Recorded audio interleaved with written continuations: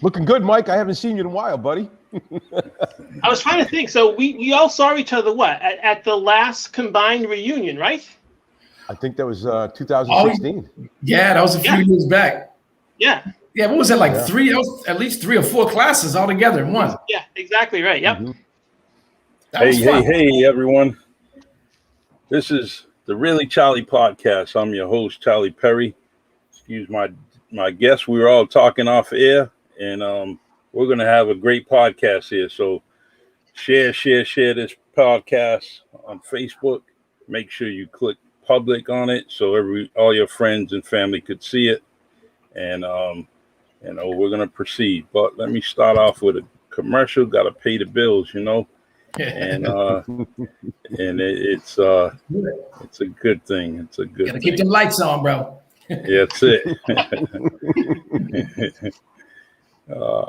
Let's see. Yeah, all right. Let's get this going here.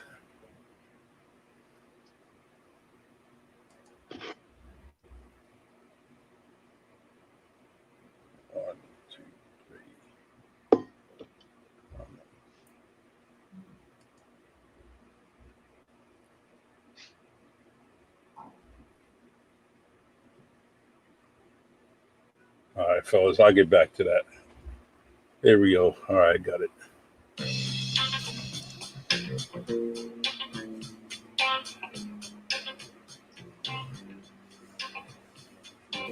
If you're looking to buying a new home or selling your home, please go see Legacy Realty Group Remax Vantage and speak to Valdir Baptista Correa, real estate agent at 508-441-1628.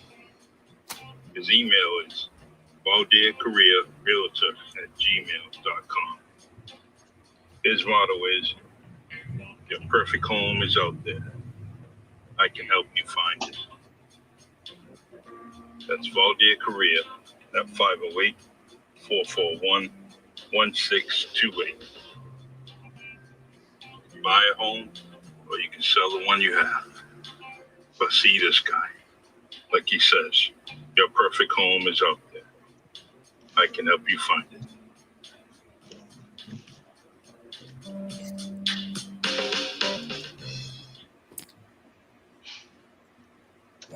All right. Let's see.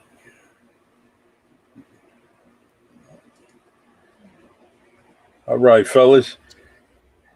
All right, this is the Really Charlie podcast. Like I said, my name is Charlie Perry. I'm your host of the Really Charlie podcast, and I'm very honored to have my guests, my friends on here, Mike Semiao, Derek Andrews, Ron Andrews. And we're waiting for Scott Ashworth. Once he gets on, we'll add him to the screen. Appreciate These guys are tremendous basketball players from the area.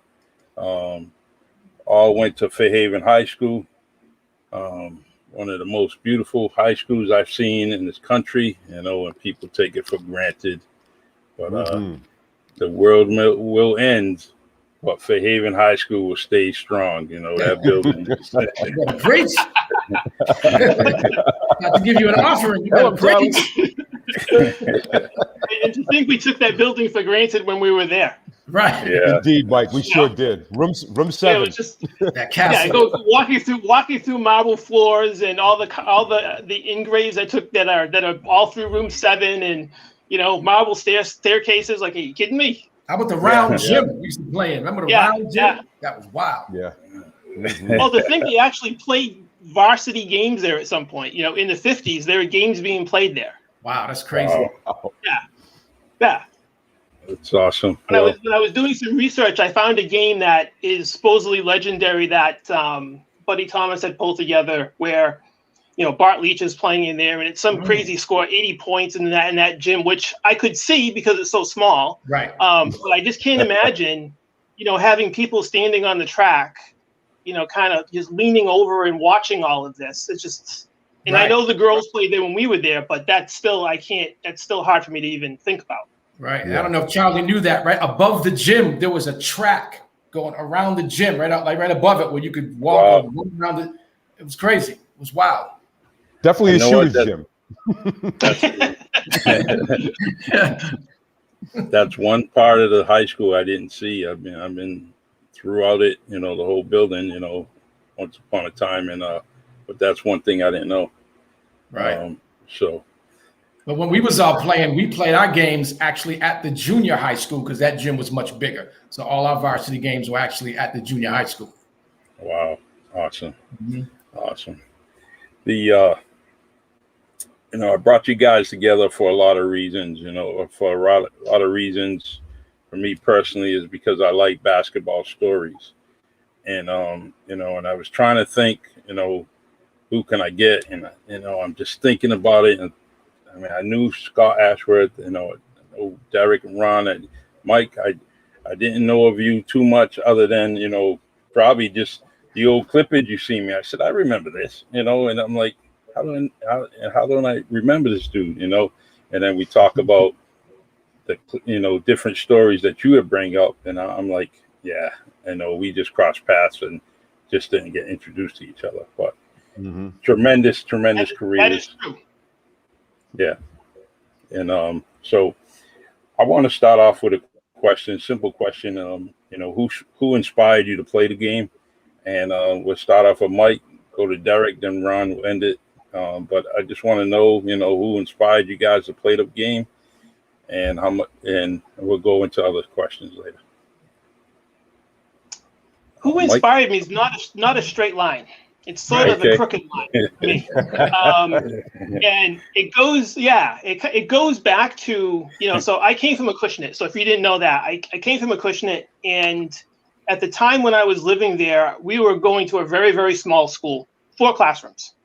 And I don't know if you guys remember way back when, where there was like a book club, and you could pay for like 10 books for like $5 or $3. And I ordered a basketball book, and just because it was sports, and it happened to be a book about Pete Maravich. And so I'm reading this, and I'm like, I don't know who this guy is. And I'm looking at all these numbers and all these records. I'm like, I don't know who he is. Yeah. So about, I don't know, probably within the same year, my family's visiting someone, and there's a basketball game on. And sure enough, he's playing for the Hawks. So I heard his name, and I'm like, what am I hearing? So I go look at the TV, and I'm watching this, and I saw him at full speed at half court, dribble behind his back. I went, oh, that's really cool. How do you do that? And so that was sort of the onus to start to be interested in it. But a lot of it came from me playing on the playgrounds in Acushnet with my friends. And I was hearing about them playing in this league. So a couple of years later, I hear about it was a little league basketball league in Acushnet. And I asked my dad, I'd like to go try out. So I show up in the gym with a T-shirt on, jeans, and sneakers. And I have never played organized basketball. I understand, conceptually, I understand it, but I never played. And it went from there. So I'm in 6th grade, I think, at that point, when I first started to play competitively. Nice. So it was just happenstance. I just saw, my friends were playing. I knew I was, physically, I was starting to change pretty quickly. I was starting to mature for my age. I knew I could run longer than them and not get tired. So I'm like, how are these guys having success? I should go try out. And that was something I'd never done before. And so that's how it started. Nice. Awesome. Nice.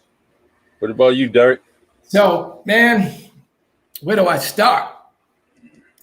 See, growing up, my brother and I, we were always just active, man. We were always outside throwing snowballs and running around, jumping over stuff, climbing trees, making tree houses, riding bikes, just falling down.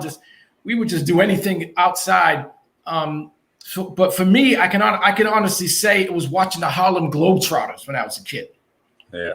Seeing Meadowlark Lemon and Curly Neal and who was the dude? Marcus Haynes was the dude with the handle, and just watching them. I said, hey, I guess I can try to do this. You know what I mean? And it wasn't really a conscious decision. My brother and I just gravitated towards sports. I was into the martial arts at an early age too. We played football just from peewees. And then from there, of course, watching, once we started actually watching basketball on television, the NBA, then it was people like Dr. J, Julius Erving, when he was in the ABA. People like George Gervin, we're just watching them. And then that kind of inspired us to take it a little bit more serious. You know what I mean? And that's basically what inspired me. That's nice. We getting some pictures from you guys, and I don't know if you can see. There you go. Yeah. Was that at Jefferson High? Yeah, Sure was, That's high school. Yeah. I remember when he went there. We didn't make it. Did you make it there, Ron? I didn't make it. Nope. I remember when we came there. I remember I cried because something happened, Derek, where Dad took us down to Cape. And I remember crying. I know. We cried watching Old Yeller. I mean, come on, man. Scott, what's up, buddy? Man. Hey, Scott. Hey, I'm in. What's up, Scott? All right, man. Nice to hear you, see you. How you doing, man? All right. The Alden Road boys are in the house. Yeah, in the building. Yeah, what's up, Scott? All right. Shout out to Alden Road, man. Right. That's it. So, Scott, I gave them one question so far, and it's about who inspired you to play the game of basketball. So we just ended with Derek, and we're going to go over to Ron, and then we'll go back to you, and you just tell us who inspired you to play the game. All right. Okay. All right, Ron, go ahead. So for me, it was two. When I reflect back, it's two major things. The first was my dad putting up a hoop court when we moved to Alden Road. Yeah. And he would come outside, and he had never played athletics before, but yet he would shoot around with us, and he'd tell us, we need to practice, dribble, blah, blah, blah. So it was my dad as well as my Uncle Richard Fonseca, Tarby's brother. Yes. All right. My Uncle Dickie, as he's affectionately known, Uncle Dickie used to take us to Hazelwood Park often and play ball with us and shoot around, as well as in our yard. And any cookout we went to that had a basketball court nearby, Uncle Dickie got us in the car. We went and we shot hoops. Yep. So that was the first thing. The second thing for me, the turning point for me was 1976, the dunk contest. Mm-hmm. Julius Erving, David Thompson, Artis Gilmore, and Ice Gervin, I believe. George Ice Gervin was in that contest. And when I saw the doctor leap from the foul line, I was blown. I was like, okay, I need to try to do that. Now, I didn't get to that point ever. Still working on it. But watch the dunk contest and watch Julius beat David Thompson. Because David Thompson, there was rumors he could take a quarter off the top backboard and leave you change. Yes. And watching that dunk contest just blew me away. And it's like Mike, I was like, Dad, I need to do this thing called Livesey Club. And can I go try out for the hoop team? So he brings me to this little school called Oxford School. And I get up there and I can't even shoot a layup. I don't even know how to take a layup. So the assistant coach brings me on the other end. Do you remember this? Yeah. Takes me on the other end for like the first 5 or 6 practices. I'm by myself learning how to take a layup. And I guess the rest is history. Rest is history. Rest is history. Mm-hmm. All right. Yes. What about you, Scott? Who inspired you? What inspired you to play the game of basketball? It's kind of a funny story, Charlie, but when I was in elementary school at East Fairhaven School, everybody in my grade was playing hockey for Burger Chef, which is now Burger King, same building. Yep. So I told my dad, I said, Dad, I want to play hockey. He said, can you skate? I said, no, I want to be the goalie. And he said, back then, goalie equipment was about $200. Right. He said, I'll buy you a brand new pair of Pro Keds if you play basketball. Pro Keds at that time, those were the sneakers. They cost $12. I had a brand new pair of Pro Keds, first grade, second grade, and that's kind of where I stayed. That's nice. It's a funny story. I got Converse All Stars because my brother got Pro Kids. I didn't want to copy him. Hey, Scott, can I ask you a question? Blue stripes. the blue stripe pro kids. Hey, Scott. Yo, Scott, when you got the pro kids, you could jump faster jump higher and run faster, couldn't you? no, I was a little chubby. Didn't it feel like that every time you got a new pair of sneakers? I remember the thing about Scott though, because you live right up the street from us, right on Alden Road. And I remember, and you, when did you graduate? What, 84? 87. 87. Wow. Okay. So it was a while after me. I was in 82, but I remember always driving by your house, and I always noticing this little kid, this young kid, always out in your driveway shooting hoops like all the time. And that was you. And I remember saying, this kid's gonna be a beast when because he's like always out there. I always remember that, man. That was my thing, and I used to get the biggest kick when you guys were older and you'd come down the street to go to Kevin Streck's and the Duats. You remember that? Yeah. And you keep shooting. Oh, I shot about another 2 hours after that. I remember that. I remember talking to you. Yeah. And I remember Mr. Wilson was my phys ed teacher in elementary school. When you guys were playing, I'd be listening to the games on the radio with my father. Nice. So when he'd come in for phys ed the next day, I'd say, "Hey, that was a great game." He said, "What do you?" I said, "I listened to Mr. Baldwin on the radio." Mm-hmm. Wow. Nice. That's right, Baldwin. Actually, Mike, you mentioned about Mr. Wilson. Can you give me a history about him? I don't know who he is. The history goes back a ways. So before Mr. Wilson, there was Mel Enton, who was their head coach for, I believe, basketball and baseball at the time. And he hired Mr. Wilson. There was some issue with some other hiring, and Mr. Wilson gets hired somewhere around 61, 62. And comes in as a baseball coach and then eventually becomes the basketball coach. And up through 1980. So, my graduating year was his last year coaching. And, he's involved with a lot of the sons from the early 50s, George Graves, John Hennessy, Biff McLean. Those guys ended up winning some championships through 50, 51, I think 52. So most of those kids end up playing for Mr. Wilson. So the freshman team that I come in on is class of 78, right? So that's Jimmy Hennessy, Phil Graves, Chucky Tillett, Bobby Garnett. Garnett's the year later. Garnett's 79. Gary Furtado. Yeah. Furtado, yep. So that team had been together for quite a while. And that was his last, quote unquote, last great team, right? So that team goes to the finals in Division II that year, and we lose in the finals. But that was a great run for that team because that team had been together for a long time. And to be honest, really hadn't done anything yet because they hadn't all moved up together. Once they were together and they started to mature, we were playing Division I at the time. They had moved up a division because of the competition they had in Division II and their success and, the male population formula. So Mr. Wilson was a very detailed coach. Mm-hmm. Practices were to the minute as far as what we were getting done. And Mr. Wilson always wanted to shorten the game, right? So it wasn't we were going to run when we could run, but it was always shorten the game when we could. And we had certain sets that we ran that, teams really did not want to play us man-to-man. Right. Because they could not figure out our offense. And it was simple, right? It was not complicated to defend us. You just had to learn how to play defense. Right. And he took advantage of that. So we had simple sets.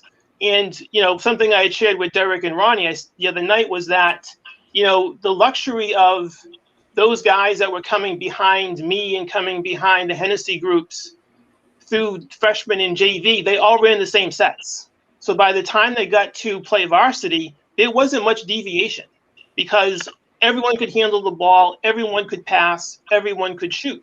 And you had to play defense because if you weren't going to play defense, you were not getting on the floor. You weren't getting there, yep. No, it was just that simple. And so he was he was a really strict coach. Like I said, mentioned earlier, very much down to the details. And, had a lot of success, but his last really great team was the 78 team. We were pretty good in 79 and we were pretty good in 80, but that team was loaded. And if Ronnie and Derek ever saw our practices when we would go full court, like, hang on. It was crazy. Because he had to rein us in because we would really go after each other. And we ran a lot of stuff. We would break down our offense by each pass. And it would drive me crazy doing these things, but it was just because it became automatic. And he wanted all 5 of us to learn every position in the offense and in the defense, so you could be interchangeable and create that flexibility, which was pretty cool to see. And it actually happened. But he was a lot of fun to play with. Later in 79 and 80, he got to be a little bit more flexible as far as what we wanted to do and how we wanted to approach things. In my senior year, we changed the offense just because of our personnel. And that was unheard of that he was doing that. But he did it, and we had a pretty good year that year. Ronnie can attest to that. No doubt. And Charlie, if you look at it like this, remember how small Fairhaven is, right? Yep. And in playing against teams like New Bedford, and that year New Bedford, New B had a powerhouse squad. They had Tony DePina. What can you say about Tony? He was Mr. Everything. Yep. You had Daryl Watkins, who could light it up from outside. You had Gus Hodge, who could jump out the building. Brian Hauser. You had Hauser. Yep. You had Eric Brittle. Eric Brittle played, I believe he went to RIC, if I'm not mistaken, right? When I'm in college? He did. They had a powerhouse squad. But yet Fairhaven, we went toe-to-toe with it. And I remember in Fairhaven, they beat us at the buzzer. Tony DePina hit the shot at the buzzer. So that's how strong we were as a team. Both New B and Fairhaven that year both went to the state finals. So we had a monster squad for a tiny school. You know what I mean? It's crazy. It's nice, where guys back then, athletic directors back then could bring these, neighboring schools together. And just not too much of that. Scott would know that. You try to arrange your, as an AD, you try to arrange, your season, prior to the season. And it seems like those local rivals they're not around anymore. Everyone's going in different directions, playing people in other areas. And I just miss those rivals. I really do, Yep. Or if I could interject, I remember we didn't have cable in Fairhaven. And what Ronnie and Mike were talking about, I used to go to my Bocce's house on Beetle Street to watch the games because New Bedford had cable first, and they used to play those games on Saturday nights. And I'd sit there. Wow. I thought I was watching the NBA. I remember one game, I think it was 54-52. Talked to Mr. Wilson on Monday. He said, Scotty, at some point, you like it enough, you ask enough questions, you're probably going to be a coach. I think he had it right. But he said, like Mike said, he shortened the game, and it was possession for possession. Run inside, run inside. I remember getting Jimmy Hennessy on the block, and he was like 5'10". Yeah. I was like, why is he on the block? It was just really good stuff. I love it. Yeah. He was Coach Wilson was methodical. He was good coach, man. You can't those old school coaches. I didn't mind anybody yelling at me. It didn't bother me. I was getting yelled at home, so coming to the gym was the same old thing. It's not right at home.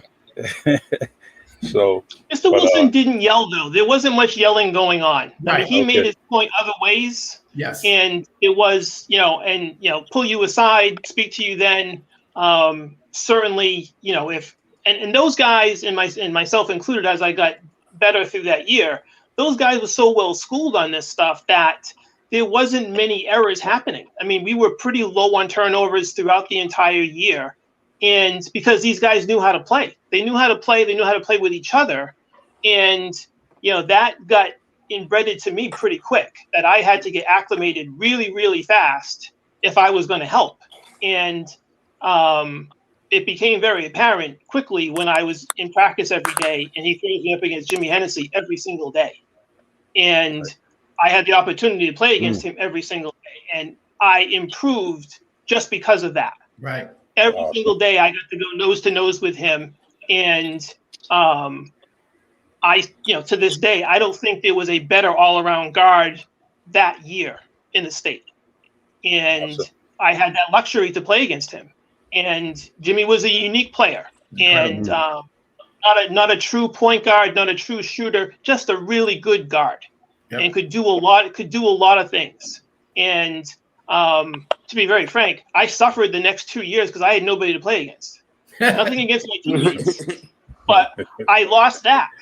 And I didn't realize that until halfway through my junior year. I'm like, I'm missing reps here. How come? And that was the reason why. Nice. So, he threw me into the fire and said, okay, this is what we're doing. And I got beat up. I got burned every day, but it made me better. Right? Yeah. And it was an easy downshift when we played against somebody else. Cause I'm like, well, the guards aren't any better than Jimmy. So I'm good. Mm-hmm. I can handle this. And that was my attitude. Oh, man. Awesome. That was my Derek, Nice. Did you make that free throw, D? That's what we're going to talk about. Did you make it? Come on, man. Come on, man. You know that was all night. with no video footage off the board. It's amazing. The shorty shorts back then, man. That's right. Hey, I love those uniforms. Love they're coming back. They're coming back, man. Right. They are. Right, with the socks up to the knees. Hey, Charlie. The shorts up to the thighs. Quick story, Charlie. I don't know if you're familiar, Charlie, with Livesey Park. Yes, So very much so. I was fortunate enough to just ride my bike down the street to Livesey Park, and on any given Saturday or Sunday, I'm running into cats like Bob Garnett, Randy Jackson, Chuck Tillett, and they would let me play. I'm just this eighth grade punk, and they let me play. But the cool thing is Livesey Park's rims were like 9.6. So if you got a breakaway, you can flush it. You can flush it and then you're doing something. You didn't want to be an outside shooter on those rims because you'd be off for a little while after you left that court. Yeah, you were shooting lines. You would be.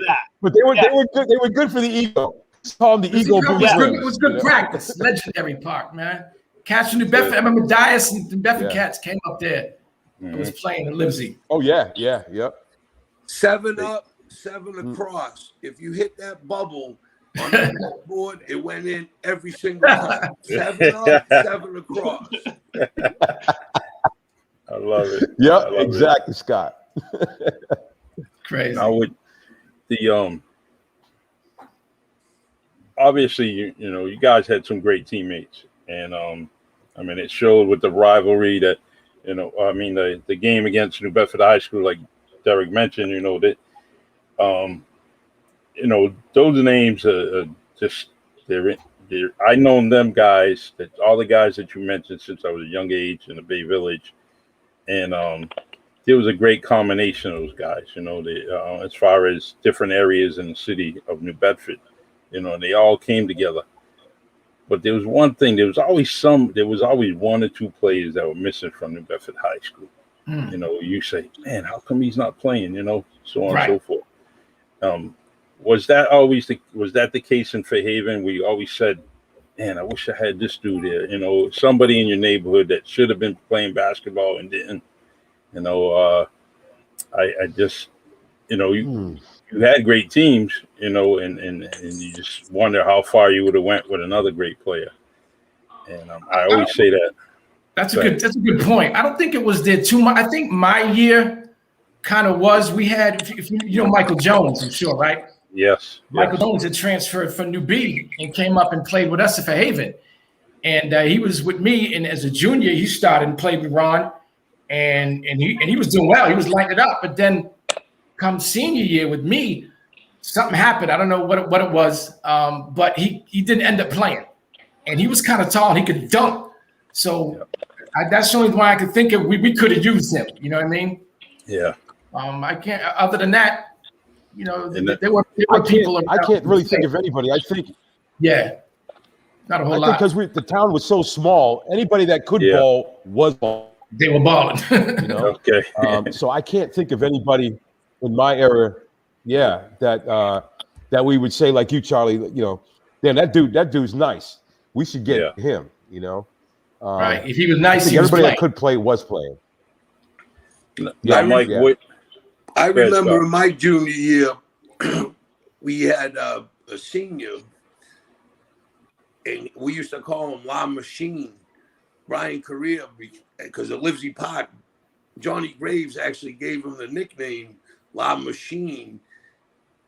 And his grades, he asked if he could take all the business math tests because whatever happened, he ended up coming on like halfway through. We were a different team when he came back because he could just flat out shoot it. He wouldn't guard anybody, but boy, he could shoot it.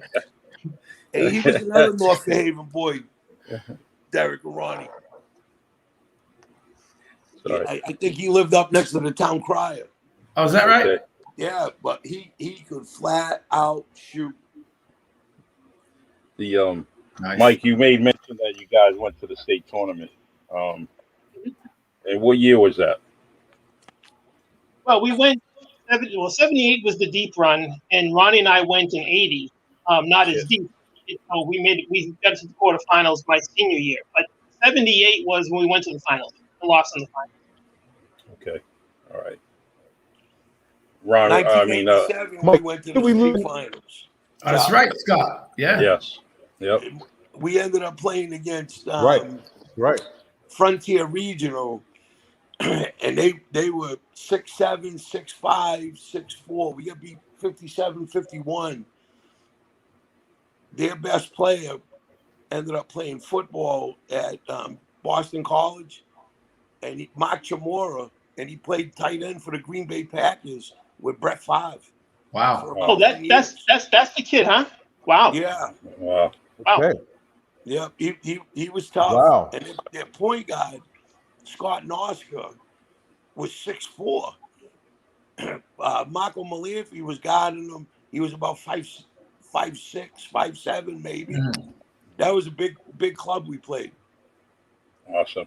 That's huge. So I guess the last time Fairhaven wins a state tournament probably is the early 50s. Because if Scott's team didn't win it, I know 78 team didn't. I don't know anybody in between. Wow. But that's what happens with George small Mikan? towns, right? Edit that part out, Charlie. Huh?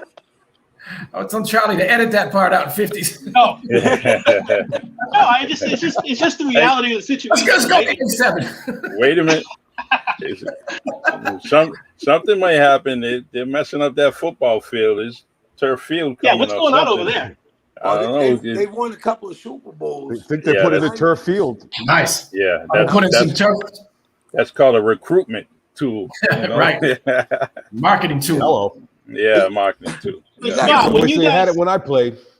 Yeah. Scott, when you guys went to the tournament, what was the town like then? What was your following like?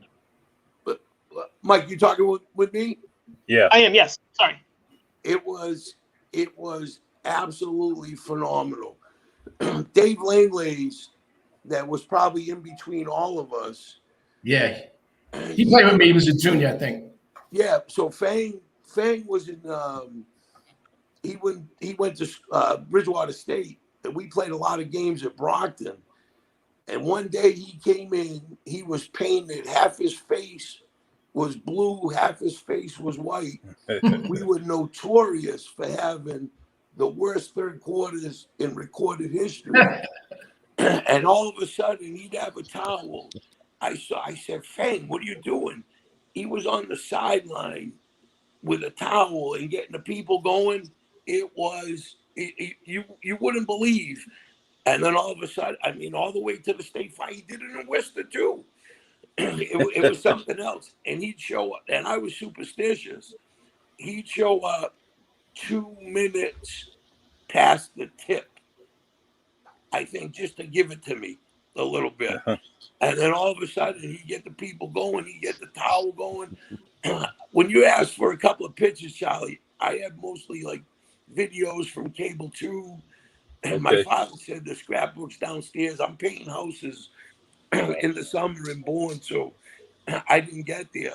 But I have vivid memories and pictures of Fang going with the towel, getting the people going. I think that was before the terrible towels in the Pittsburgh Steelers. Yeah.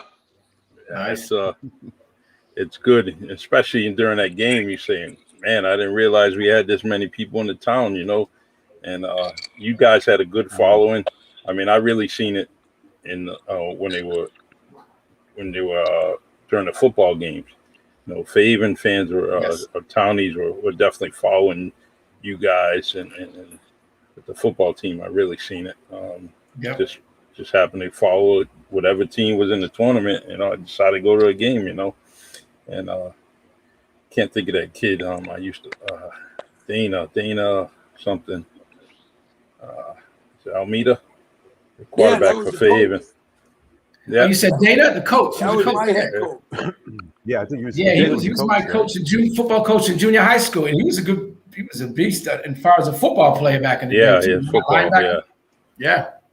So, but we got a lot of stories, man. Tell me something. You know, when you guys are getting psyched up for playing against New Bedford High School. Oh man, I got a good story. All right. Brace yourself. Now, 9th grade freshman. All right, it's a good story. Get your popcorn out. Now remember, back in the day, the 9th grade was still in the junior high school, right? and high school was 10th, 11th, and 12th. So this is back when I was a freshman. And you have to remember, Ron and I were born in New Bedford. So we moved to Fairhaven when I was in 4th grade. Ron was in 5th grade. And so all our family was in New Bedford. We had aunts, uncles, cousins, a lot of friends back in New Bedford. And so New Bedford was always a rivalry for us. We loved them, but we were like, we got to get them when we get on the court or get in the field. And so, and I knew all the New Bedford players. I knew Collie Martin, Todd DeSreese, G-Man, Garland Lloyd, God rest his soul. He was playing back then. You know, I knew all of them cats. So Bobby Duart and everybody. So freshman year, we're playing against New B. It's in Fairhaven. And I'm like, I'm ready. I'm like, I'm going to go off.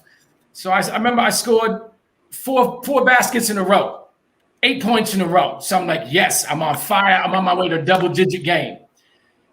Coach pulls me out the game. So me and my undisciplined thick head, I'm not thinking that he's pulling me out just to give me a breather, because I'm running around the court like 2 chickens, 2 hens, and 1 duck with all their heads cut off, right? That's how I'm running around the court. So he pulled me out just to give me a breather, but I'm thinking he's pulling me out of the game. So I'm like all salty, man, and I'm like walking off the court. And he's like, Rob, come on, hurry up. And I'm like, I'm walking. He's like, hit the showers. Classic. Get me out the game. So the game I was hoping to do my best in, I get kicked out and had to watch the game from the bench. Damn. Humbling experience. Gee, I don't remember that story, man. Well, you was in high school at the time. I was a freshman. Well, that's and so it was Bucky Vincent. That was the coach. Remember him? Check it out. You probably got a short ride, but a very long scolding when you Oh man. I mean, as far as Bedford High School being a rival, there were other rivals for us, right? So there was Dartmouth. It was Dartmouth. Which, you know, Durfee. that 78 team played. That Durfee team was Kevin Whiting's senior year. Kevin Whiting. And they go to the finals and lose to Lexington in the state tournament. So, you know, we were bumping up against some pretty good competition that entire year. I mean, our 5 losses, 4 of them were to 2 to Durfee and 2 to Bedford High School, and they were all close. The Durfee one Durfee game we lose at the buzzer. We lost, as Derek mentioned earlier, one of the games is the high school at a buzzer, and you know, so they were always tight. And I'll share a quick story about the game we played Durfee at Durfee at the old Armory. So this was the last season they played at the Armory. Wow. And the place is packed, right? So game is coming down to the end. It's tie. And they're holding the ball. And they had a pretty good point guard, BJ McDonald, who I'm on. And I am not letting him move. I'm getting closer and closer to him as time is ticking away. And they're trying to get the ball to Whiting, of course, but that's not happening because we're collapsed everything inside. And so I get closer and closer, and I'm on his shooting hand, and sure enough, he goes up to shoot. And Gary Furtado comes over from the blind side and just nicks his shot. And his shot falls 10 feet short. Wow. A guy for Durfee picks it off the floor and shoots it into the basket as the buzzer goes off. And we lose on that play. So that was, that was really, really, really, really tough on us. That's crazy. And, and we had fought the entire game and got our way back into the game that night. Good. And I can remember standing on the court and just like in disbelief that this was happening. And people all around me pounding on me. And this is a story that kind of goes back a little bit. Out of the blue, I see this guy coming towards me, full beard, curly hair, big snow parker on, and he's walking straight to me, and I don't know who it is. And he walks right up to me and he said, "I'll take you to the locker room." I still don't know who it is. So he puts me in front of him and we start walking, and we finally get to the locker room, and there's nobody. If you remember the old Armory, the locker rooms were split because they were so small. The only player left in my locker room was Steve Lombardo because he couldn't get off the floor either. So as I'm coming into the locker room, this person kind of just pushes me into the locker room and then stands outside. And I looked at Steve and I said, "I don't know who that person is." He said, "Well, that's Lester Smith." And so Lester Smith is one of the great basketball players from Fairhaven High School. And from Mr. Wilson's point, his favorite player ever, who was at the game, saw me under duress, came to find me, and took me off the floor. So a bunch of years later, when I'm having this discussion with my mom, and my mom said, I don't know that story. Tell me that story, because we were afraid. We didn't know who that person was that was coming to get you. So it's an alum. It's a basketball player. I knew Lester a little bit afterwards, but just kind of just a unique story for a unique night. And so this is 78, and this was not around the time it was right before the blizzard, but we were getting bad snowstorms that year. And I remember walking out. The bus is already gone.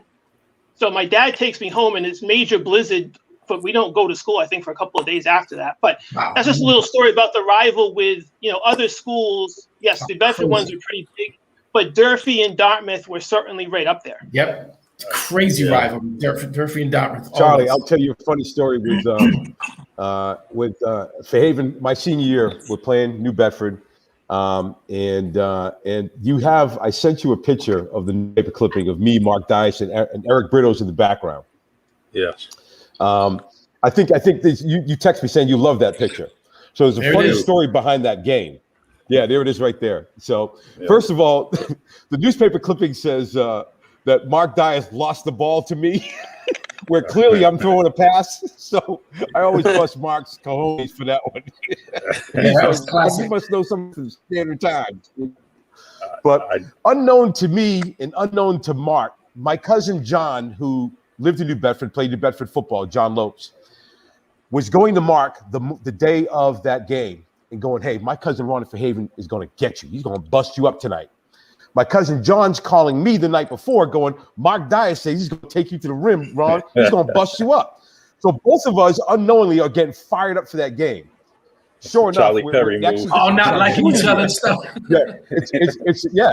I'm like, "Oh, I'm going to get Mark." Mark's like, "I'm going to get Ron." It's our junior year, and ironically, he and I led our team scoring for that game. Yeah, and we lost by 1 point, Mike, in New Bedford. I don't know if you remember that.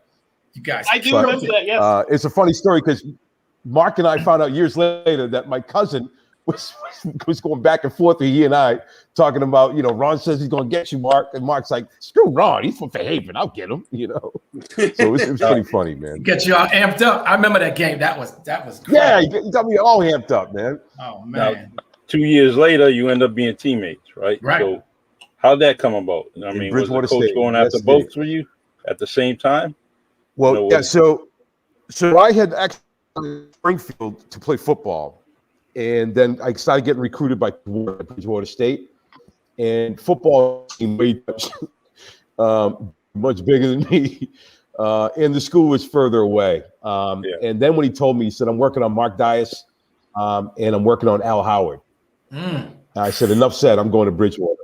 Mark went to UConn for one semester, then transferred to Bridgewater our second semester freshman year. Oh, I didn't know that. We had a nice. He was so nice. We had a nice 2.5 year run. My senior year, I didn't play.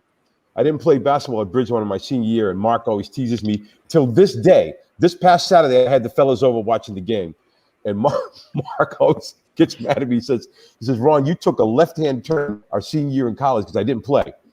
Why? Because I found music. I joined a band." He was in a band. I remember that. Yeah. He was in an old boy band. In sync. Yeah. Morris Day in the time. Yep. He was in the Backstreet Boy.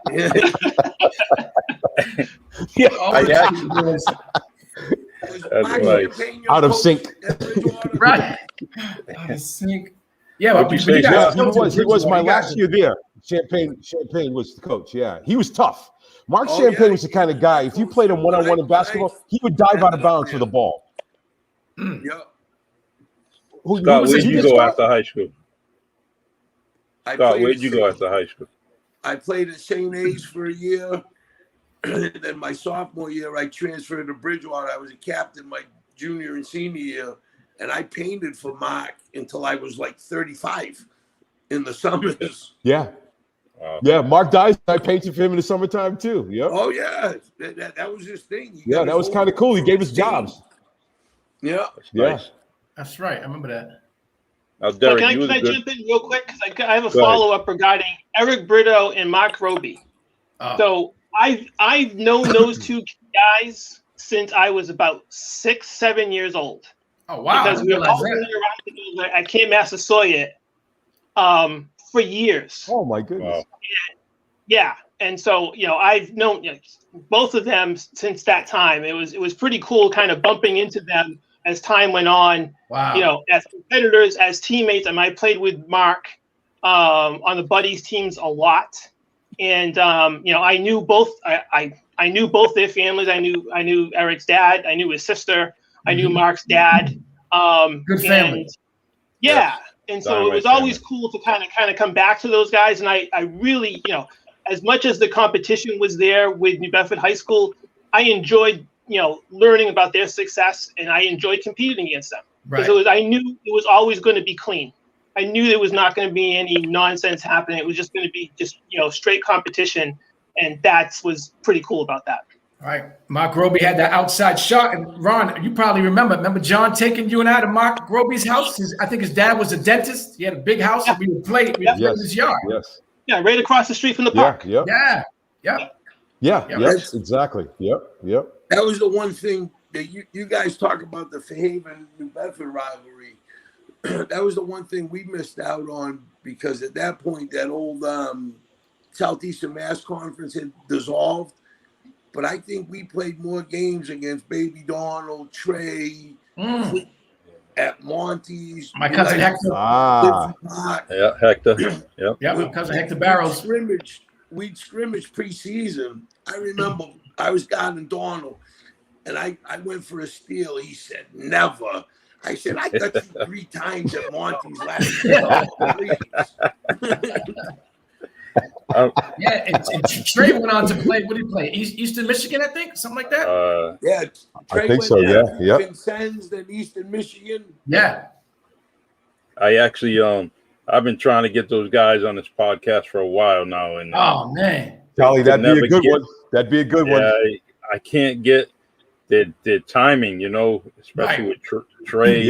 And it's just the timing. I can't get it down packed, So you're gonna get my cousin Hector Barrows on with them too. Oh, I played. Well, Derek, get the whole ice crew. Yeah. Get the whole ice crew. Ice crew. That's what we talked about. Because me, David Casaccio, we were talking about it. Top locking. And David Casaccio said, "Hey, let's get them together." So we talked about it, and that was a conflict of with the ice crew, it was a bigger crew than most people think, so They were but nice. I wanted to get the basketball players, and what HV, I mean Hector Barrow's doing his thing, now I'm trying to Oh yeah. come on, man, this time for me to get him on here. And me and Hector been friends since 4th grade. So, that's not the hardest part, that's the easy part. But the other dudes, it was just difficult, to get them on it. But good ball players. Trey's probably refereeing. He referees on every night of the week. Yeah, and I don't know that. I understand because he's trying to get that game time in, and you start refereeing collegiately. That's for the big money, So I get all that, In fact, I seen Scott and Monty.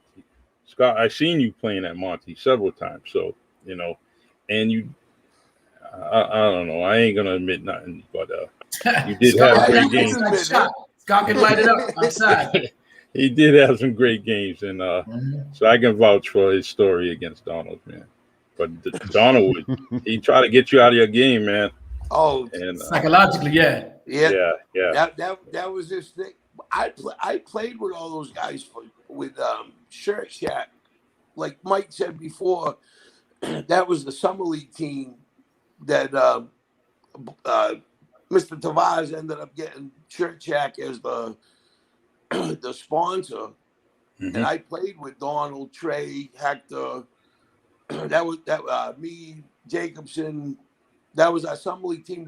We used to play summer league games before we got into high school at the old SMU gym right down on Wells Square. Yeah. That was a nice gym. That was fantastic. Wow, I forgot about that gym. Right across from the that was a shooter's gym for sure. Wow. Mike and I were talking about that because we were I was coaching the Viridian Vets team, me and Ronnie Magnet, and then guys were coming in like those teams like with Trey and all them. They were coming in, and we were kind of like railroad cars going in, hand off the gym to Mr. Tavares and but good gym, definitely good gym. When you said you were coaching with Ronnie Magnet, I think one of the guys that was one of the unsung heroes, Brian Magnet. Yeah, he could lock up. It didn't matter who he was guarding. Yeah, he was.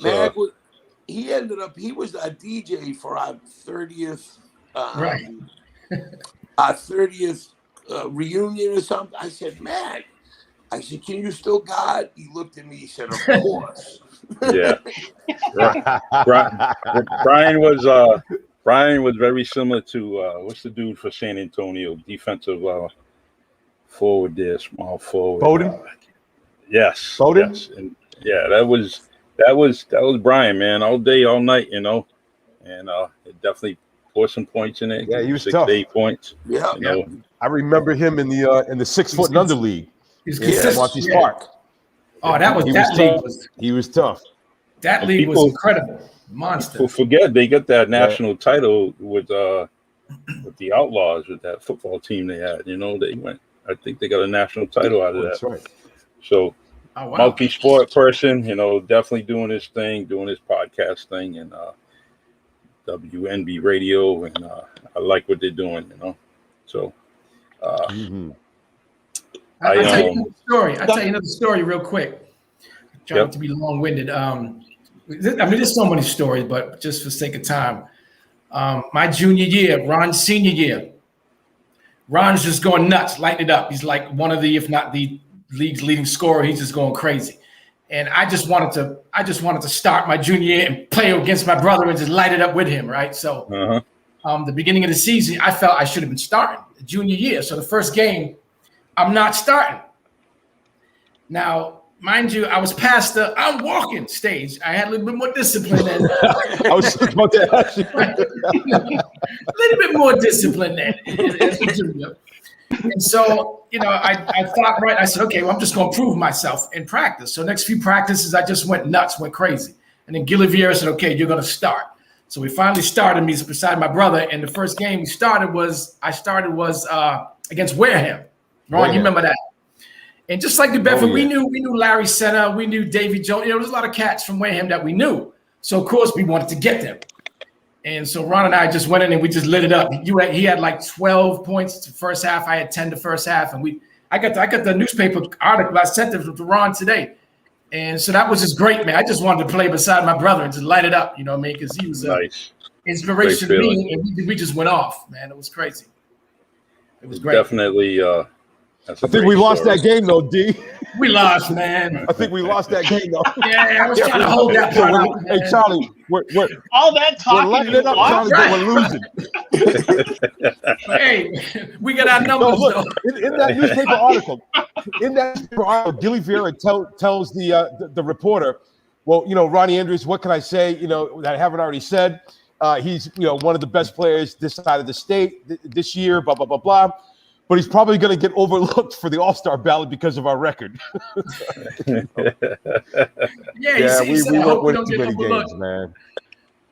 It was good because the reason why we have the newspaper clipping, because my dad, he was incredible. And we didn't even know this. Every time I was in the newspaper or my brother was in the paper, whether it was an article, write-up, a picture, my dad would cut everything out.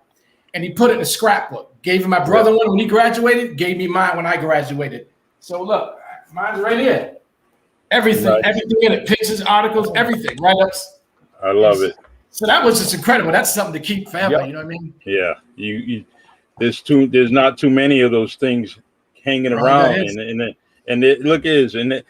that's priceless. You know, priceless.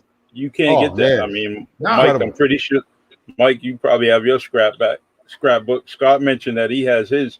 Just those memories when you kind of reflect on something and you go through that and you look at it and you say, "Oh, I remember this," and it just brings back one of those stories that just slipped your mind. And I mean, applause to all your family. Mike, you have an archive. There was no social media back then. We couldn't go Facebook Live. What's interesting that Derek is saying, it's pretty cool that you have, you know, sort of these unknown resources that all of a sudden had been gathering things and presented to you. You know, like, I didn't know you were even following me. I had, you know, it could be a relative. So that's pretty nice. I mean, I have one time when, so right before my senior year, Ron, you'd probably remember this. There was a caricature drawn of me in the newspaper, and it was the length of the newspaper. And it was an article that was long.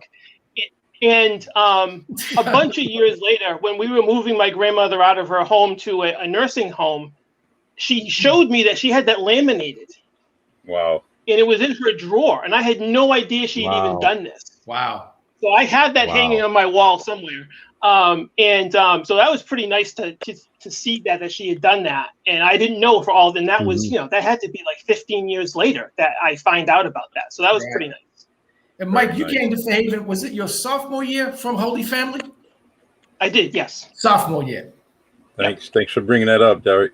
You know, and that's Mike, share that story about why you was going to Holy Family. We talked about it, you know, and who was your connection to go to Holy Family? So my connection was, and I mentioned to Ronnie and Derek the other night, I was following that team. This is my connection to Holy Family and to Mickey Gonzalez. And so I'm following Mickey's team. And I'm following their JV team because there's a couple of kids from Acushnet that I know. Gary Dias is on that team at the time. Oh, man. Yeah, so they had probably one of the better JV teams, and those guys were sitting varsity at the time, so it was splitting time. So my thought was, I'm in 7th grade, and I'm thinking, well, if I improve, I can come here and help. These guys are going to be juniors, you know, continue the history of Holy Family. And turns out that guys transfer, guys don't play anymore. But I was still interested in coming. And my grandfather had a connection to Mr. Nabriga. And that was really sort of opening the door for me. And the other kid from Acushnet who played on Mickey's team, that 75 team, was Joey Gaudreau, a Acushnet kid. And that was sort of my, you know, foot in the door with him. And I got invited, as the interest started to kind of percolate with me going there, I got invited to practice with their varsity on a Sunday morning. And the first Sunday I couldn't go because I had sprained my ankle in my practice 2 nights before. So I go the following week. So here I am, 15 years old practicing with their varsity, and I'm getting yelled at as if I'm one of their players from Mr. Nebrega, right from the first listen. And I'm like, okay, so this is what it's going to be like. Welcome to the jungle. Okay. So that was really my first introduction to him, to the school, and it was really great playing for him because I went there really as an incomplete player. I could score. That's what I knew how to do. And coming out of that season, I knew how to play defense. I knew how to pass the ball inside. I was becoming a really good team player off of the reps he gave me. And the only thing I ever asked of him was, just give me a chance. Let me prove myself. If I'm not there, then don't play me. Right. And Nice. 3 minutes into our first varsity game, I'm in. And I never come out. And I'm not perfect. I wasn't perfect. I was a complete work in progress. But, he pushed me hard, leaned on me hard, and I came out the other side. Never come out the game. I remember. No, that was just, I'm just really speaking of my freshman year. Right. So, coming out the other side, I was a much better player.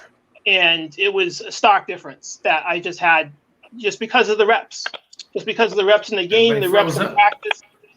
And Mr. Nebrega's practices were never full court. They were half court. And there was one day you'd play offense. Didn't freeze up. The next day you would play defense. And that was his practice. And you would run sprints every day. Regardless if you played the night before, that was his practices. And they were long. They were really long. And but it was those reps and practices that just gave me a lot of confidence. And he showed a lot of confidence in me. But that didn't take away from the fact that he was still yelling at me every practice, every game, about what was going on. So I'll share a story that comes from him. Putting you in timeout. At that time, this is when the dunk came back into high school. So there was no dunking. This was 77. And in 77, coaches couldn't stand up and talk to their players or yell at the referee, or it was a technical. And it was a 2-shot technical. Wow, that's crazy. So yeah. So we're playing Durfee at the Kennedy Center. And this is Ken Fiola, Kevin Whiting. That team wins the state championship. So they're second, third in the state at the time. So somebody comes out and warm-ups for Durfee and dunks. Immediate technical. He throws me on the line to shoot both technicals. I'm like, okay, fine. We're getting our butts kicked. We're really getting it handed to us because they're really good. And so I'm standing at half court, sort of deflated, and I look over at Nebrega, and he and Coach Karam are laughing it up, big joking, laughing around, and I'm looking at him, and Coach Karam looks at me, then looks at Nebrega, and he nods so Nebrega can see what I'm doing. And Mr. Nebrega looks at me, and goes, "What?" He goes, "You got a problem?" I'm like, I don't say anything, right? And I'm like, I just could use a little assistance. I could use a little support. Right. I'm really up against it. He said, "You got enough to worry about on the floor. Don't worry about what's going on over here." I was like, "Oh, really? That's how this is going to go, huh?" Wow. So they both cracked up at this. And so years later, when we played Durfee at Durfee, my last time there, I went out after the game and I went out to search out Coach Karam, just to say it was a pleasure playing against your teams and so on. And he remembered that night. He remembered that situation with Mr. Nebrega, and he got a big chuckle out of it. And he's sharing this story with his assistants. And I knew some of the guys on that team. I knew Jeff Gagnon. I knew John Stanton on that team. Guys. Yeah. So it was pretty. Oh my goodness. Yeah, he used to come up to the house and play, man. Yeah. So it was nice kind of having Jags used to come to our house all the time. Yeah. That's He used to play guitar too. I remember he's played guitar and stuff too. I got yeah. a funny story, Charlie, about Scott, I'll let you go to that. I'll let you tell that story. I just wanted when I was coaching at Staying and Scott, was at Bourne. The craziest thing is that there was 3 or 4 players on my team every year that should have been playing for Scott. Oh yes, yes. That was crazy, But go ahead, Scott. Go ahead. So I remember Fairhaven's playing at. Now I never played. I think Holy Family was closed by the time I was in high school, but I was in the 8th grade and I was at Rogers School in Fairhaven. And we played for 4 hours in the afternoon. It was one of those nice, like February break days. 4 hours. Ted, Cathcart. I went and watched the game. I had played with all those guys for 4 hours in the afternoon. I couldn't believe it. Wow. So you mentioned so that's Mark Cathcart you're mentioning, Scott? Cathcart. Yeah. So I played and I went. So his older brother Gary was an Acushnet kid. So he and I went to Acushnet schools forever. Played in the same junior high teams. Gary ends up almost playing Major League Baseball because Gary was a hell of a baseball player. So he was one of the kids that I came into Holy Family with, and Gary stayed, and I left a year later. But Gary was really a good athlete, and turned out to be just a really obviously a good baseball player, but a pretty good basketball player in the end too. So I heard that name mentioned, Charlie, when you had Mike Heron on, and you mentioned, so Scott got mentioned when Mike was on, and he mentioned Cathcart too. So that's my connection to. So I've known that family, another family that I've known for a very, very long time. Yeah, it's amazing that with all you guys and guys like Mike Heron and I mean we just go on and on. It's amazing the stories that you all have, and I always say this all the time, that the things we're seeing on Netflix and different documentaries about basketball series and so on, I'm saying, man, this area could have its own Netflix series, No doubt. from every high school that's here, every single high school, and I wish someone had the time to start writing those things up, because there's a few people in this area that actually have some stories that are going to be aired on Netflix and right. So they're looking for these type of stories, and so when you guys are bored, Ron, when you're not on that stage, playing the keyboard there, you need to write your story, man. And the thing that's wild is that there was no social media back then. So that production company can become real. Yeah. Yeah. That was funny, Charlie. Yeah. And my cousin Tracy, if you're listening, I still owe you one. Yeah. And see, there was no social media back then, so the only thing that was recording us was cable TV. Yeah. No, don't even go further. Or Mr. Baldwin. Back. I still have cassettes from the radio broadcast that Scott was mentioning. Is that right? I still have them, and I have the originals, and then I moved them to MP3s at one point. Wow. So I still have all of that stuff, and that's actually the state tournament stuff that I have. Wow! And Ron, somebody's got those games, because people were there recording it. I mean, like the radio stations were there, Russ Baldwin, and then cable stations were there. Like the Dartmouth game. I'd like to get a hold of that Falmouth game. The Falmouth game is the one I'd like to get a hold of. Yeah, and I've been trying to gather a lot of stuff, and what's happening is I'm trying to go through cable access, and a lot of years they're saying that a lot of things have stopped prior to '96. Is that right? That's the craziest thing, and so I'm like, and I'm saying the same thing that Derek's saying. It's like somebody was taping it. There's so many games that I could think of, and I'm like, that's not. I mean, it's a ways off, but it's not far gone, especially when you see clips from the 60s and early. I'm saying, well, if they have those clips, why they don't have, the 70s and 80s? Why don't they have them? And it's the cable station, the cable television, whoever that was at the time, they were recording stuff. They were at my games when I hit that shot against the they were there. So the 78 season, I saw the last 3 games of that tournament. So I saw when we won the South Final, and this was on Whaling City Cable. I went to someone's house and watched it. Yeah. And I watched the North-South Final, Whaling City. And then Mr. Grabiak, our principal, had a party one night to show the state final, which was being rebroadcast on Whaling City, but nobody thought of we should have copies of this. Right. Yeah. So I did at one right. point through my wife, who you guys know. What's going on with Scott? I actually had her do some groundwork at one point trying to find those tapes. Wow. And Whaling City said they had taped over everything and never kept anything. Scott, what Is you it doing, okay, bro? Scott? Scott, I don't know. Scott took a nap or something?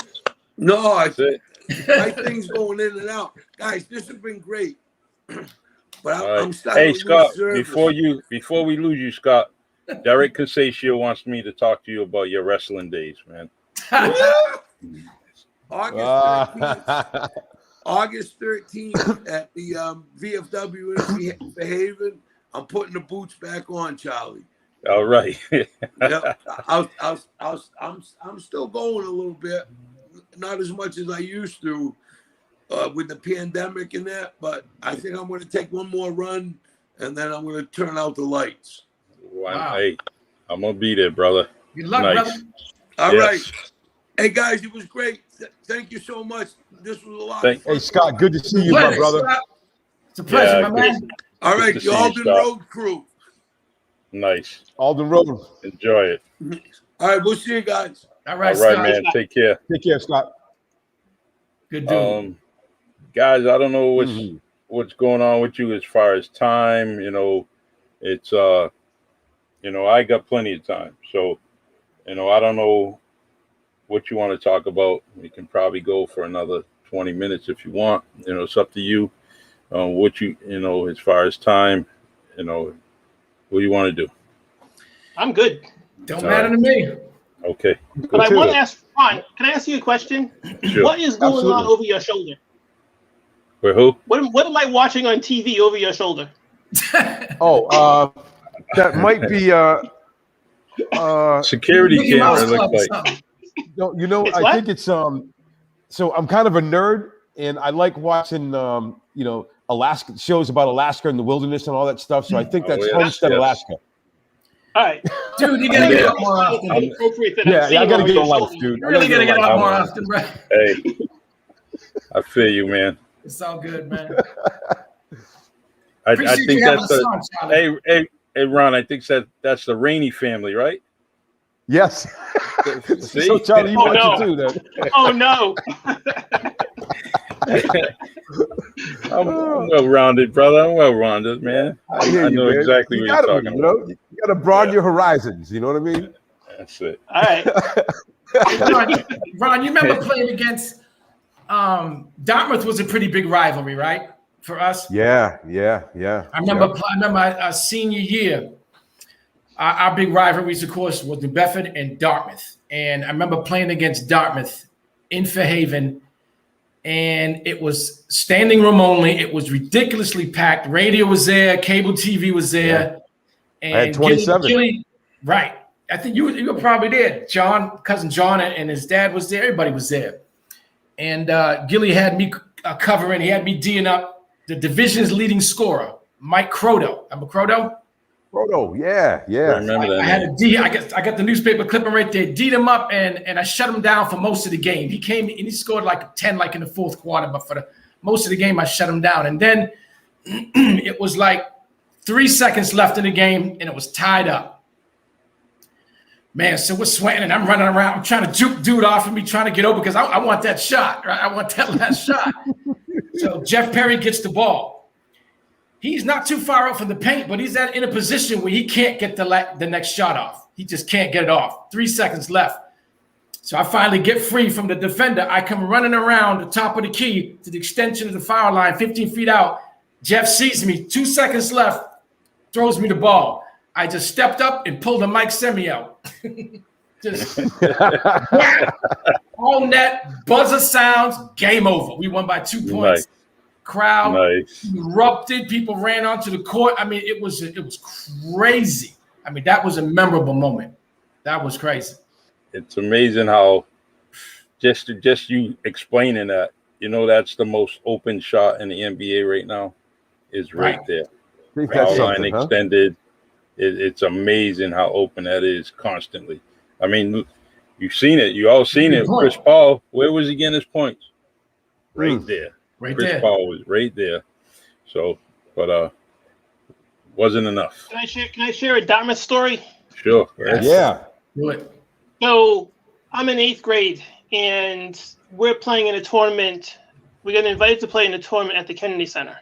And the first round is playing against Dartmouth Middle School. And who's on Dartmouth Middle School? Marlon Burns. Wow. So first time I meet Marlon, Rest of the story. and it's not the last time, right? So it goes from there all the way through, playing for the Buddies up until I'll share that story in a second too. But so we play against him. Biggest kid I played against in my 2 or 3 years of playing competitive basketball, and was really raw at the time. They beat us. That team ended up winning the championship of that event. We came in 3rd, I think. And but yeah, that was my first introduction to Marlon. Nice. So my story with Marlon is I think I was going over this with Rita last night. I think this was the last time I actually saw him. So summer of '80, right before I go to Bryant, I get invited to play in the tournament with Tavares up in Newport. It's a 2-day tournament. We win the first round. I tweak an ankle again. We got to play the championship the next day at noon. So I got to figure out how am I going to fix my foot, first of all.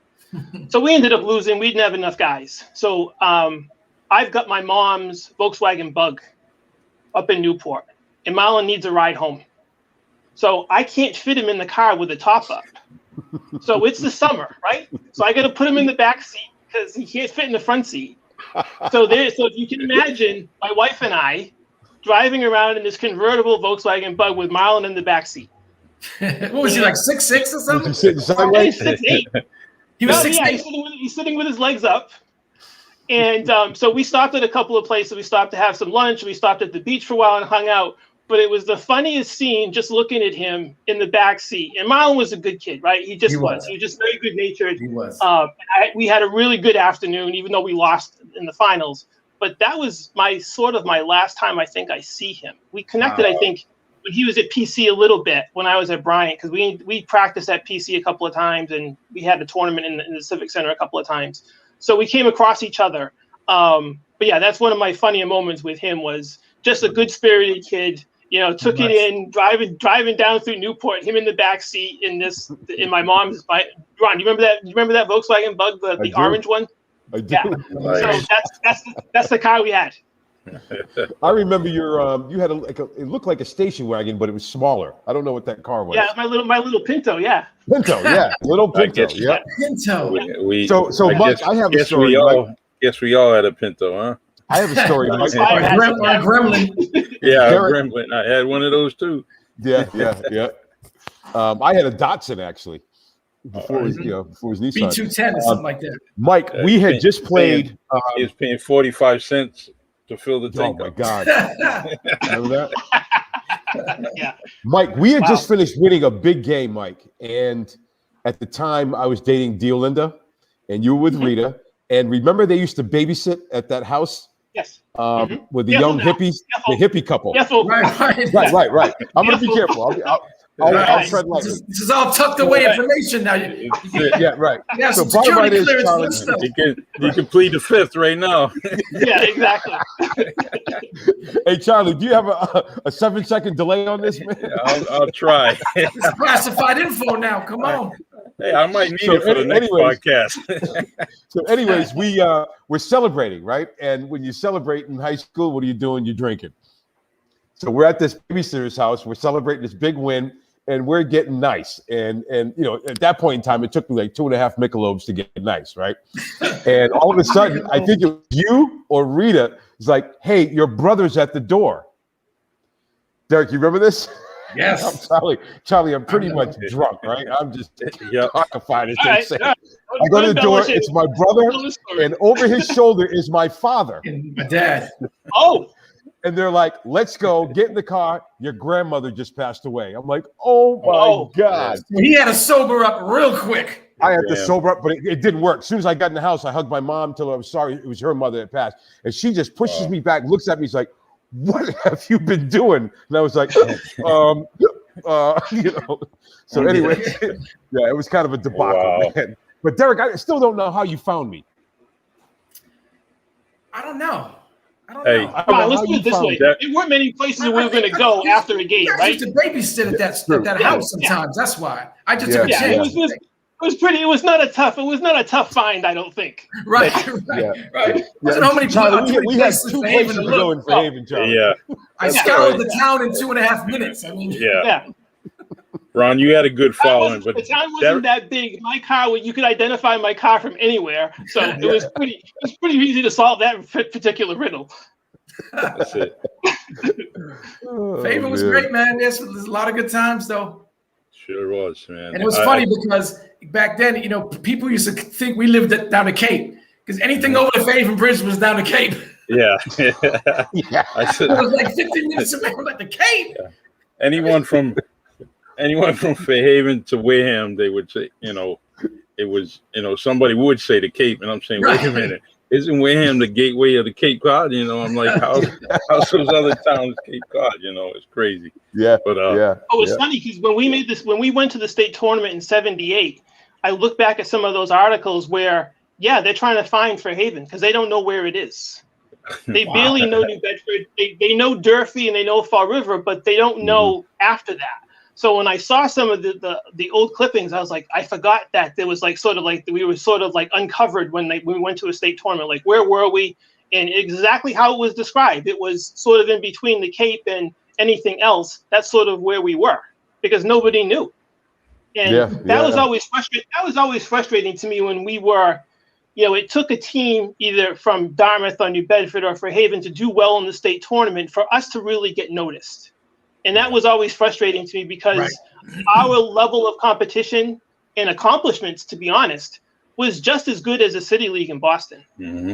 Yeah. It wasn't because, you know, part of, you know, Ron and Derek can attest to this, I think, is that because the consistency coming out of Fairhaven and the fact that you had the opportunity to play against a lot of different teams and a lot of different players, you were well schooled, right? So you weren't afraid to play the teams out of Boston. And, you know, that 78 team, we beat 2 of the top 10 teams in the state. We beat Hyde Park and Jeremiah Burke. Mm-hmm. Jeremiah Hyde Park had Aubrey Stallworth. They were ranked 3rd in the state. Aubrey Stallworth, that's right. Jeremiah Burke had Kyle Hobbs on that team.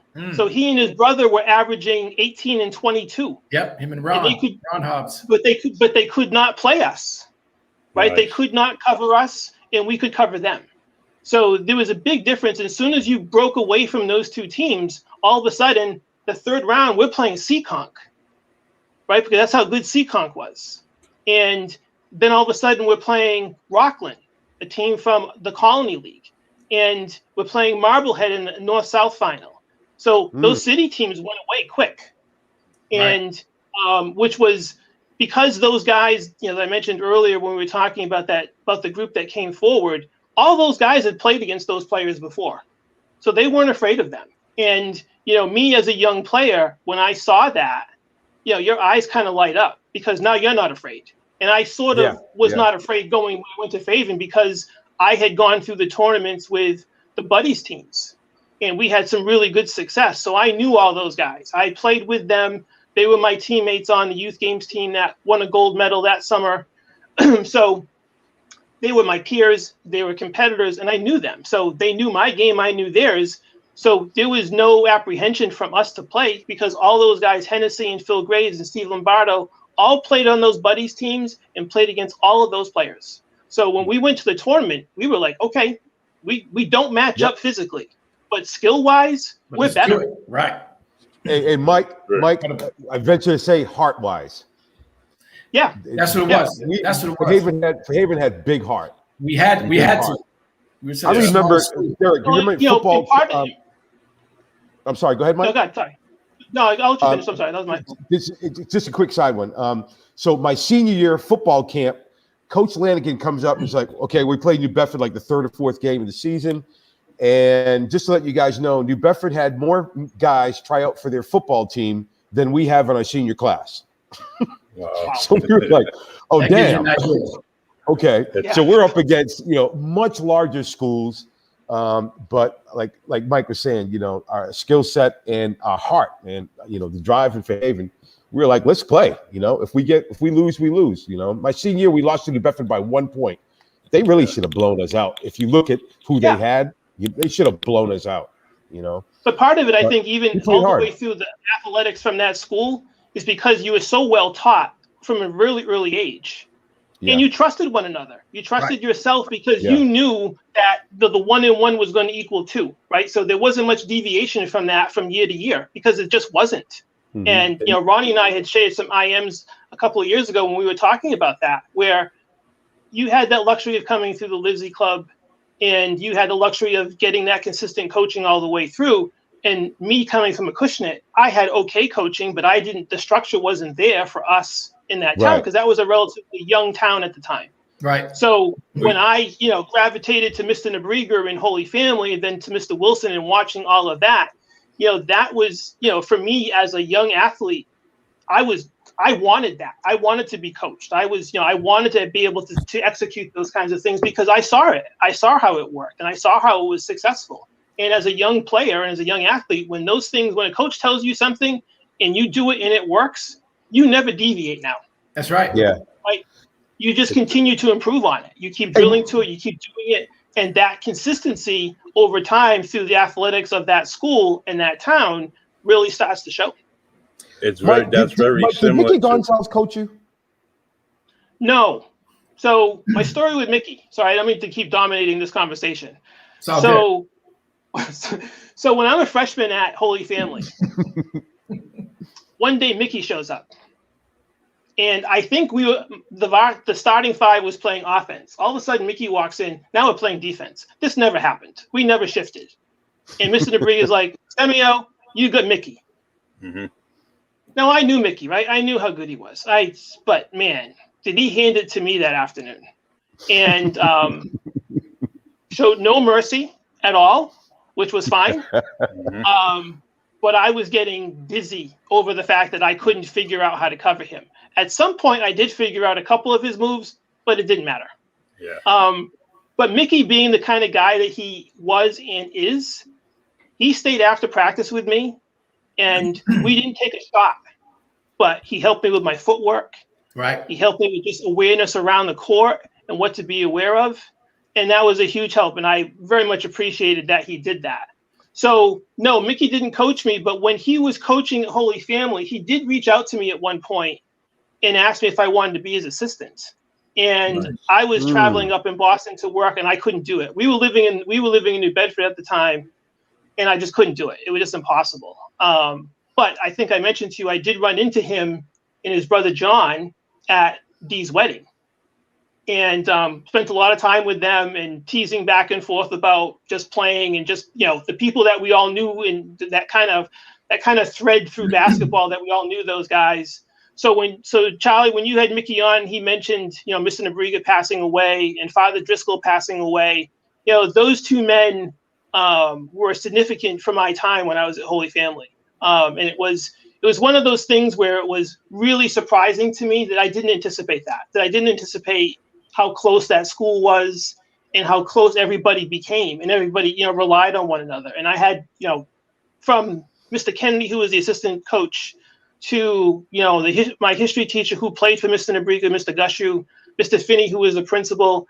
Those people really treated me well, and they had great enthusiasm for the basketball program. I can remember Mr. Finney taking me down into the cellar, and I'm not sure if he did this purposely or not, but we went to this closet, which had all of the Tech Tourney trophies that were on a shelf, and he handed one to me, and he said, "Think you can get there someday?" And I'm like, all right. if that's the expectation, that's the bar, okay. I remember Mickey, though, man. Mickey, I told Ron and Mike the other day when Ron, I think you and I were at Camp Kennedy, and Mickey Gonzalez was my camp counselor, and I was a little kid, and he taught me how to shoot a jump shot. Yeah. It was Mickey who taught me. He was something. One of my Mickey's kind of touched a lot of our lives, and one of the most famous times. I mean, I wasn't playing basketball at the high school, but I was at the CYO, and one of my one of the games that Mickey came to the game, and he was sitting with my pops. And the craziest thing is my parents didn't go to the games, you know, and but every time they came, my team won the game, and I was the reason why they won. And what I'm getting at is Mickey, and you know, I was at the CYO, and I looked to the right, and Mickey's in the stands talking to my dad, you know, and they're sitting there, you know, and they're both cheering me on, and you know, just like Derek, I made both free throws, and you know, but that was that was a great memory. But what I'm getting at is Mickey touches so many people's lives, and absolutely, and over the years, end of his career, I thought he got some static that he didn't deserve, and was really hurting me. So he did. But it's a great story. Holy Family, man, I love it. Holy Family put out some decent players throughout the years. Steve Lopes came from Holy Family. Yeah. Oh, yeah. Well, if you look back, Steve Lopes did his thing. You look back on those Tech tourney Played with teams. Steve in Bridgewater. Right. Yeah, right. The Walsh brothers coming out of there. Yeah. You know, Stevie Gomes coming out of there. Mickey's team. So the 75. The 75 team, I think, loses in the semifinals of the state. I think, but you guys will know this. I ended up going to both Holy Family games where they played Fairhaven. So this is Luke Janis's team. This is Mr. Wilson with a crew cut. And I go to both of these games, right? So, yeah. So Lukey was a hell of a player. And so this was my introduction to watching them play. And then also, this is the first time I really meet Mr. Graves, Phil Graves' dad. And this is the first time I meet Biff McLean at that point. This is when I meet, who was the other person? There was somebody else that was involved with the program at one point. And so there was this very passive lobbying about me getting into Fairhaven or playing at Fairhaven at some point through the junior high, not just going. So there was some discussion about that, which never materialized, which was nice, but it didn't happen.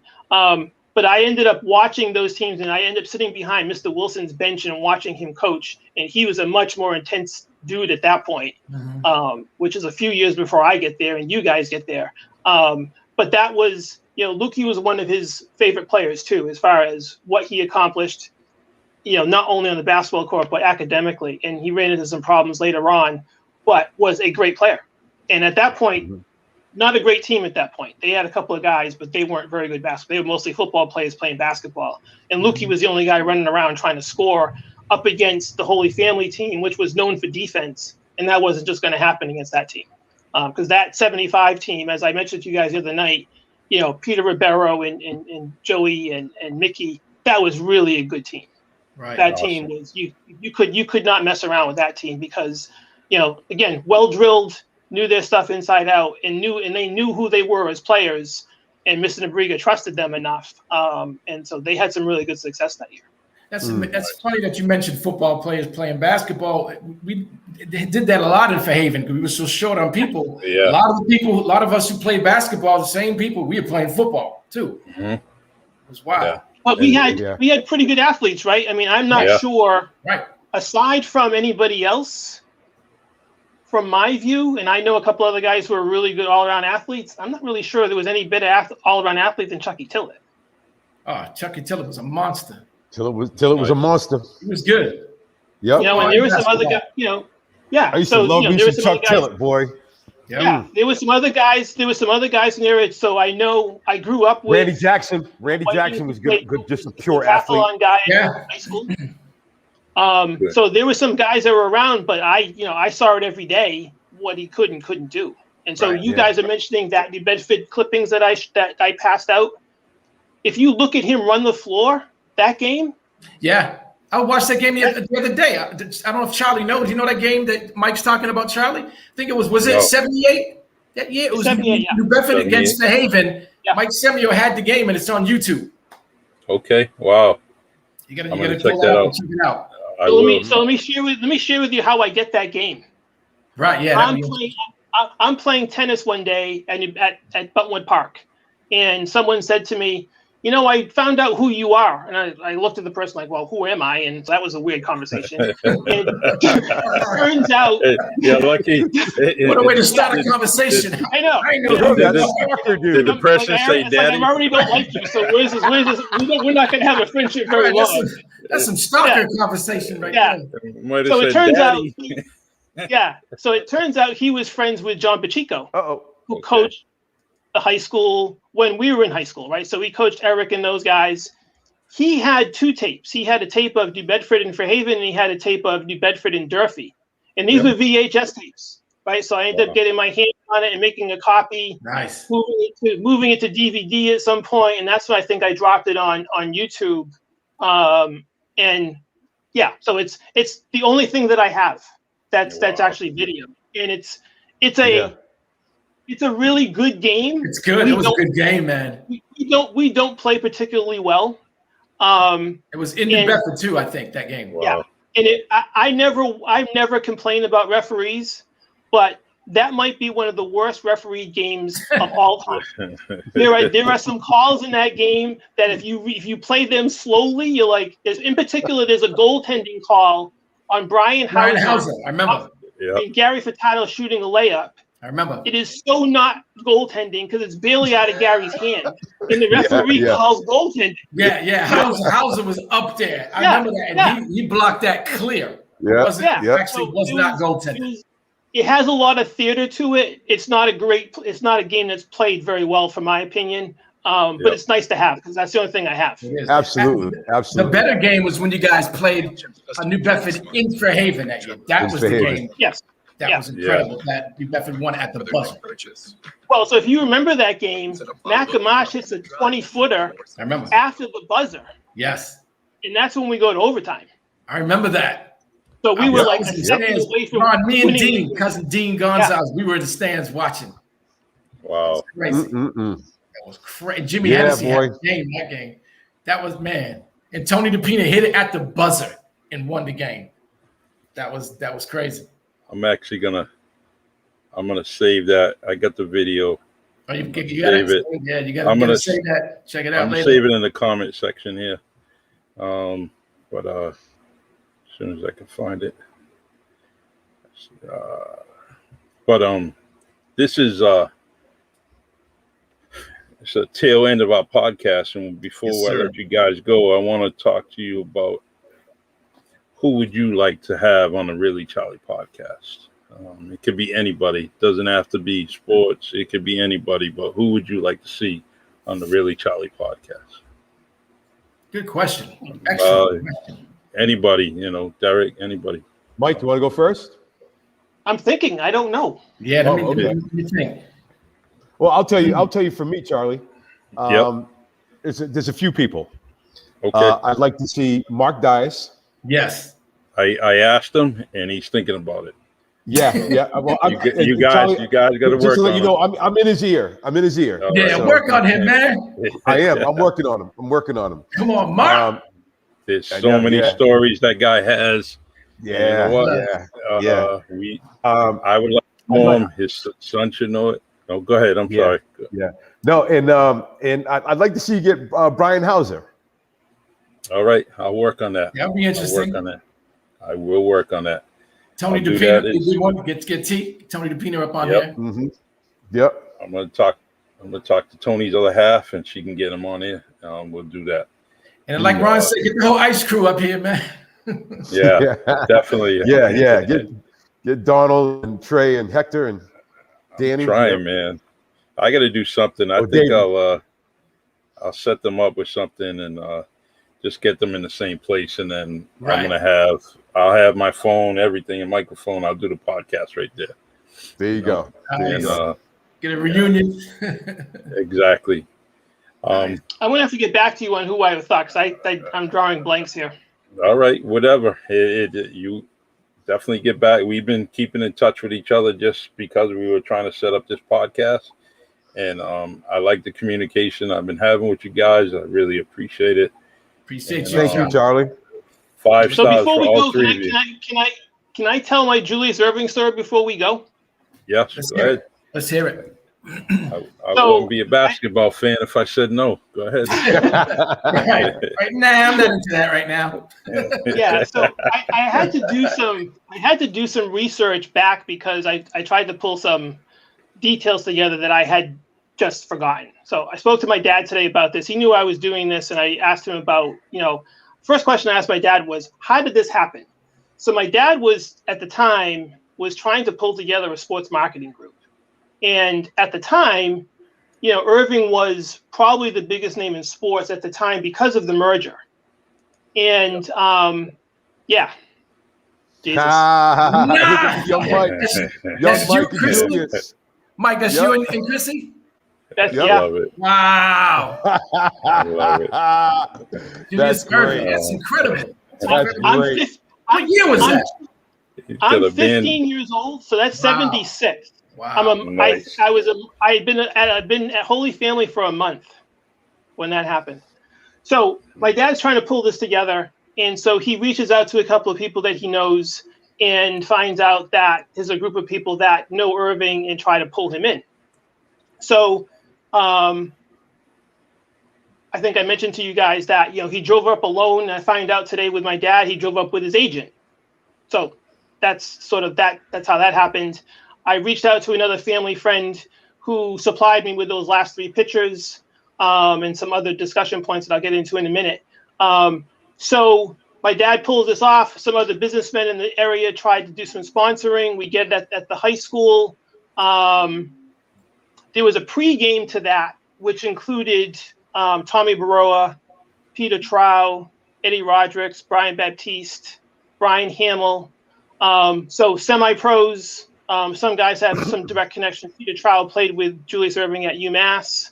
He's from Old Rochester. So it was a pretty good game beforehand.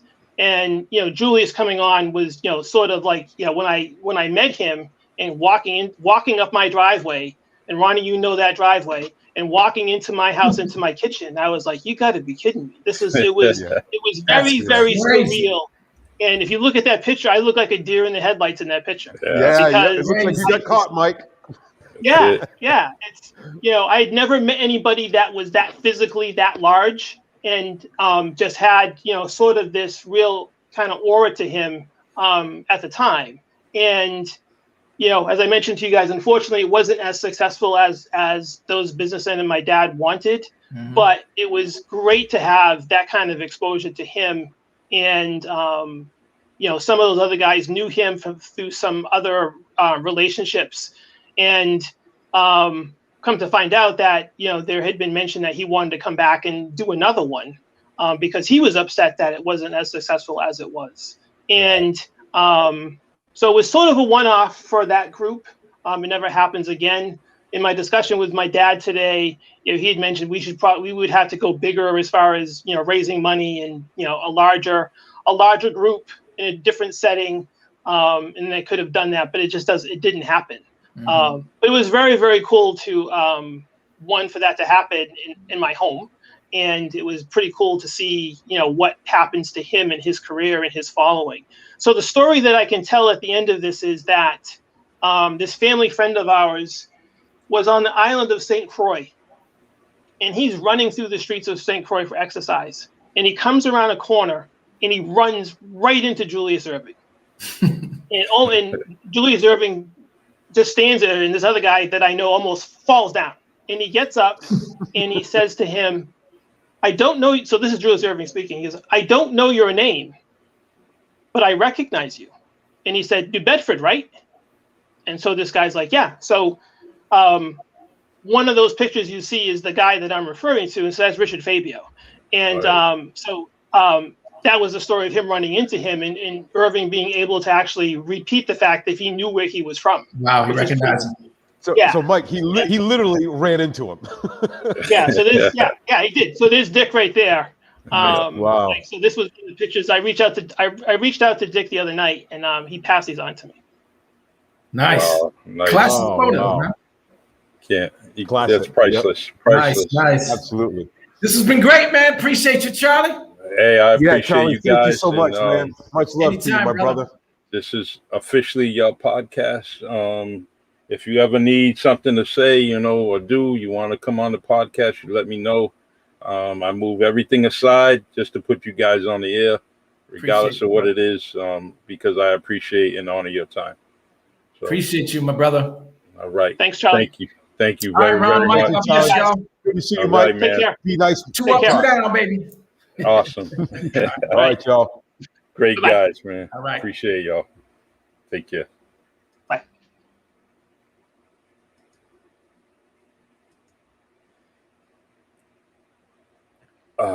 Awesome. I can't even explain the joy that I had from these basketball stories.